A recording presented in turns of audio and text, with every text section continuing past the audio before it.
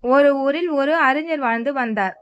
அவர் பல நூல்களையும் கற்றவர். அதனால பல இடங்கள்ல இருந்த மக்கள் வந்து அவரை பார்த்து தங்களோட சந்தேகங்களை எல்லாம் நிவர்த்தி செஞ்சுக்கிட்டு போனாங்க.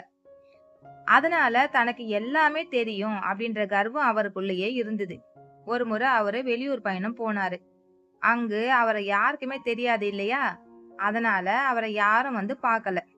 நிறைய படிச்சவங்க கிட்ட ஒரு சின்ன குறை இருக்கும். அதாவது அவங்களுக்கு தனக்கு தெரிஞ்சத யார்கிட்டயாவது சொல்லி தங்களோட மேதாவித்தனத்தை வெளிப்படுத்திக்கிட்டே இருக்கணும். இந்த அறிஞரும் அதுக்கு விதிவிலக்கு இல்ல. யாரும் வந்து பார்க்கலனாலும் யார்கிட்டயாவது தன்னோட அறிவை வெளிப்படுத்தலாம் அப்படின்னு நினைச்சிட்டு இருந்தாரு. அப்ப அங்க ஒரு சிறுமி வந்து ஒரு மெழுகுவர்த்தி எடுத்து தீக்குச்சியால அதை ஏத்தினா. அறிஞருக்கு அந்த குழந்தைகிட்ட தன்னோட திறமைய காட்டணும் அப்படின்ற ஆசை வந்தது. அந்த குழந்தைய கூப்பிட்டு, "பாப்பா இங்க வா. இருட்டா இங்க இருந்தது. நீ மெழுகுவர்த்தி ஏத்துன உடனே வெளிச்சம் வந்தது. அந்த வெளிச்சம் எங்க இருந்து வந்தது?" அப்படின்னு கேக்குறாரு. இத கேட்டதும் அந்த குழந்தை உடனே தன்னோட வாயால ஊதி மெழுகுவர்த்திய அணைச்சிட்டா. அதுக்கப்புறம் அவர்கிட்ட கேக்குறா, "கொஞ்ச நேரம் முன்னாடி வெளிச்சமா இருந்ததே அங்கிள். ஆனா இப்போ அந்த வெளிச்சம் இல்ல. எங்க போச்சு?" அப்படின்னு. இந்த சிறுமி இப்படி கேட்டதுமே இவர் கொஞ்சம் திணறிட்டாரு.